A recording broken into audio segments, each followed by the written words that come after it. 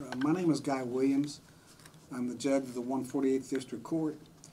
I would like to address the citizens of this community, and more specifically the veterans and the family of veterans of this community that live here. I want you to know that I have just completed an intensive inpatient therapy at Warriors Heart Residential Treatment Facility in Bandera, Texas.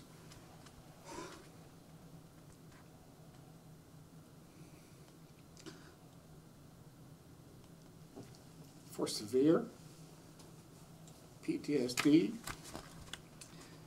anxiety. I'm going to get through this. Depression, hypervigilance, exaggerated startle response, anger, irritability, and all the other symptoms associated with PTSD. It was not an easy thing to do, nor an easy thing to admit that I've suffered from PTSD.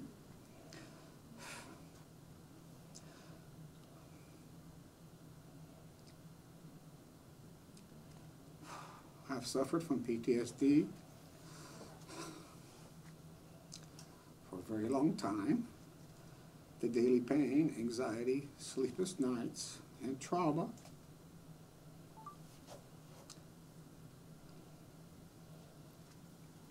has haunted me for many years. I grew up poor in Bishop, Texas. My parents divorced and my father was an alcoholic. No one thought I would amount to much, so I was skinny and in many fights. At the age of 18, I volunteered to serve my country and joined the United States Marine Corps. When others got draft deferments or medical excuses, I volunteered. The idea of being a Marine was something I aspired to. Someone who was brave and fought for honor and their country. Like many of you, we went to fight for the freedom of our country so others would not have to bear the burden of scars that come with such service. I graduated boot camp as a squad leader with a meritorious promotion. I was again promoted meritoriously at my first duty station in Vietnam at the age of 19. I was so proud of my position and that I was serving my country. During my tour of duty in Vietnam, I lived in the jungle for 6 months, running search and destroy missions during the day and ambushes at night during the rainy monsoon season. I witnessed war, and it was a horrible experience.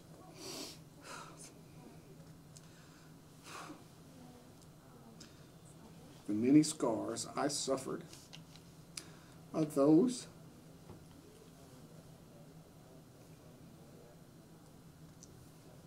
you cannot see. Just like so many other veterans.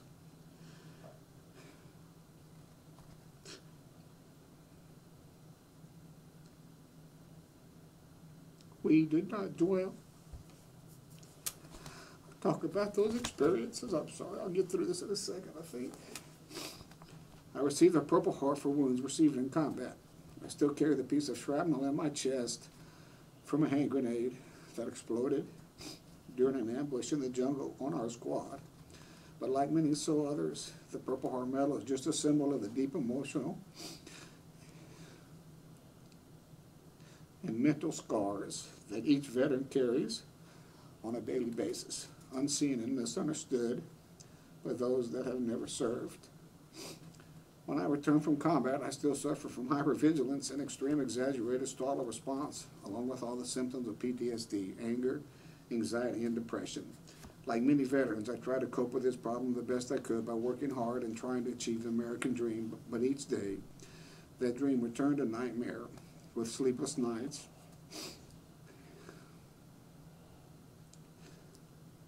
and reoccurring dreams of anxiety, depression, fear, and anger. After finishing college, I worked for NCIS as a special agent. I suffered severe depression for years and hid it from my co-workers by working 80 hours a week.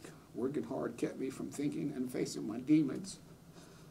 More than once, I placed my service revolver in my mouth to put an end to my misery. Life was not worth living in my state of mind. The only thing that stopped me was the thought of leaving my daughter without a father. My daughter, in effect, saved my life. Being an agent kept me away from my daughter, so I went to law school and became a lawyer. I practiced law for 22 years and was elected as judge to the 148th District Court when I was 61 years old. During my second term as judge, in October 2015, at the age of 65, I had a massive heart attack with 100% blockage on the right side, which required a stent and bypass surgery on the left side to the widowmaker artery on the left side. After the heart attack, during the slow and painful recovery, my PTSD went into overdrive. All the symptoms of PTSD kicked in with a vengeance. I started to experience again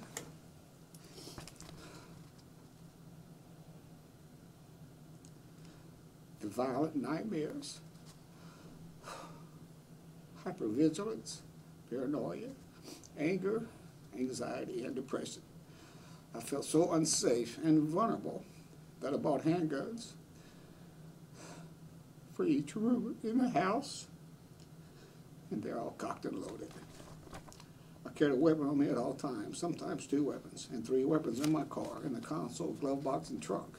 I purchased an extensive home security camera system, all in the effort to protect myself and my family from any threats.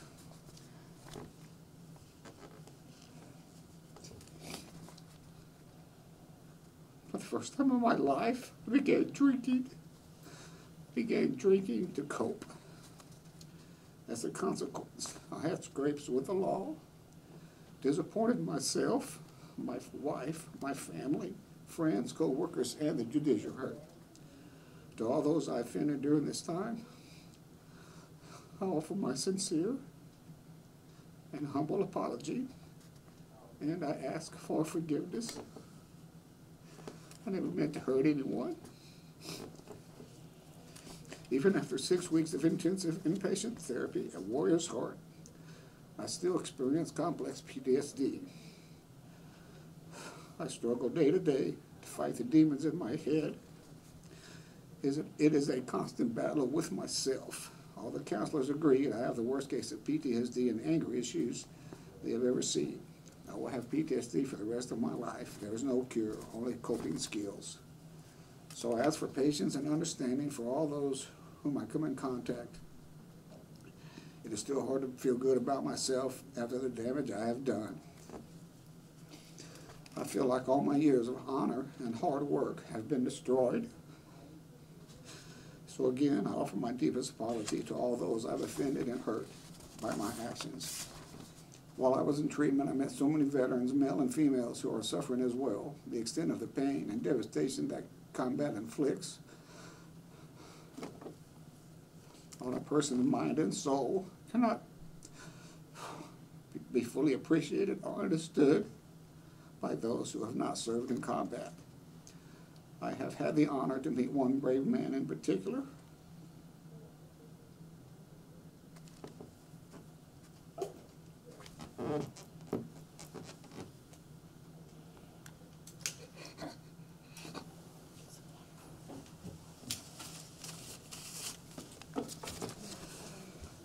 I've had the honor to meet one brave man in particular. A young man in his early 30s, he struggled daily with the same issues from his service in the Iraq War. After leaving the facility,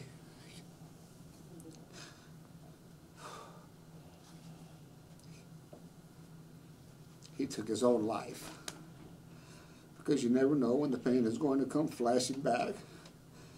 And its intensity is so very devastating.